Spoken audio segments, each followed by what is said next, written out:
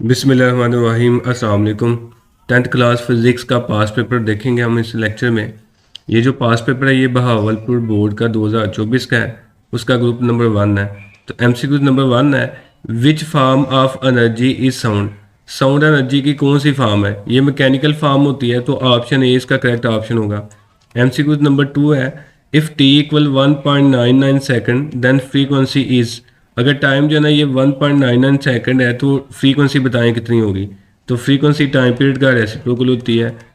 तो time period जो है ना 1.99 है, 1 को 1.99 पे डिवाइड कर दें तो ये अप्रोक्सीमेटली 0.50 हर्ट्ज आएगा। तो ऑप्शन ए इसका करेक्ट ऑप्शन होगा। एमसीक्यू नंबर 3 है, the relation between velocity and frequency and wavelength. Velocity, frequency और वेवलेंथ के दरमियान में जो रिलेशन है वो बताएं क्या होता है। तो वी इक्वल होता है एफ लैम्डा के। तो ऑप्शन बी जो है ना इसका करेक्ट ऑप्शन होगा, V equal F lambda. MCQ number 4 है, the speed of sound at 0 degree Celsius is. 0 degree Celsius पे साउंड की जो स्पीड है वो 331 मीटर पर सेकंड होती है। तो ऑप्शन डी इसका करेक्ट ऑप्शन होगा। एमसीक्यू नंबर 5 है, electric field lines always. Electric field lines हमेशा जो है ना वो एक दूसरे को क्रॉस नहीं करती, नेवर क्रॉस ईच अदर। तो ऑप्शन डी इसका करेक्ट ऑप्शन आएगा। एमसीक्यू नंबर 6 है, स्नेल्स लॉ इज। स्नेल्स का जो कानून है वो sine I over sine R, यानी कि ऑप्शन सी इसका करेक्ट ऑप्शन होगा।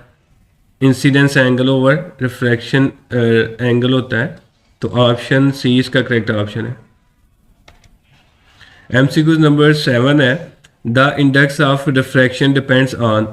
इंडेक्स ऑफ रिफ्रैक्शन का जो इंसार है वो रोशनी की स्पीड पे होता है। चूंकि इसका formula n equal c over v है, तो ये स्पीड ऑफ लाइट पे डिपेंड करता है। तो ऑप्शन बी इसका करेक्ट ऑप्शन होगा। एमसीक्यू नंबर 8 है, what is the power rating of a lamp.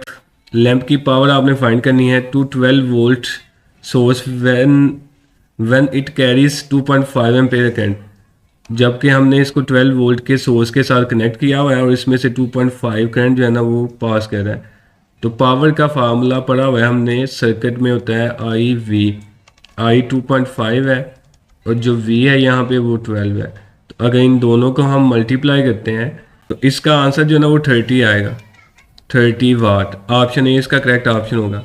MCQ number 9 है, the brain of computer system is. Computer system का जो दिमाग होता है वो सीपीयू होता है। तो ऑप्शन डी इसका करेक्ट ऑप्शन होगा। एमसीक्यू नंबर 10 है, if x equal a dot b. अगर एफ इक्वल है ए डॉट बी यानी कि एंड गेट के, देन एक्स इज 1 व्हेन। तब जो आउटपुट है वो 1 कब आएगी, यानी कि इनपुट क्या होगी तो आउटपुट जो है ना 1 आएगी, ये आपने बताना है। तो एंड गेट का मतलब ये है कि ए डॉट बी है, तो डॉट का मतलब यहाँ पे मल्टीप्लिकेशन है यानी कि ज़रब है। अब इसका आंसर 1 तब ही आ सकता है जब ए भी 1 हो और बी भी 1 हो। अगर इनमें एक भी 0 होता है तो ये मल्टीप्लाई करके सारा 0 हो जाएगा। तो ऑप्शन सी इसका करेक्ट ऑप्शन होगा, A and B are 1, B भी 1 हो और ए भी 1 हो। एमसीक्यू नंबर 11 है, the turn ratios of transformer is 10 it means. जो टर्न रेशियो है ट्रांसफार्मर में वो 10 है, इसका क्या मतलब है? तो टर्न रेशियो का मतलब n s over n p है और ये 10 के इक्वल है। तो अगर हम यहाँ से एन एस की वैल्यू निकालें तो एन पी उधर जाके मल्टीप्लाई कर लेगा तो ये 10 एन पी बन जाएगा। तो ऑप्शन बी इसका करेक्ट ऑप्शन होगा, N S equal 10 N P के। एमसीक्यू नंबर 12 है, release of energy by the sun is due to. सूरज से जो रोशनी निकलती है वो किस रिएक्शन के तहत निकलती है? सूरज में जो रिएक्शन होता है वो न्यूक्लियर फ्यूजन होता है। तो ऑप्शन बी इसका करेक्ट ऑप्शन होगा। नीचे इंशाइया पेपर है सब्जेक्टिव, वो भी चेक कर लें एक दफ़ा।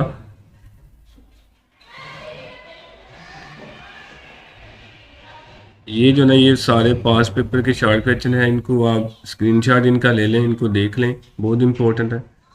ये इसके लॉग है।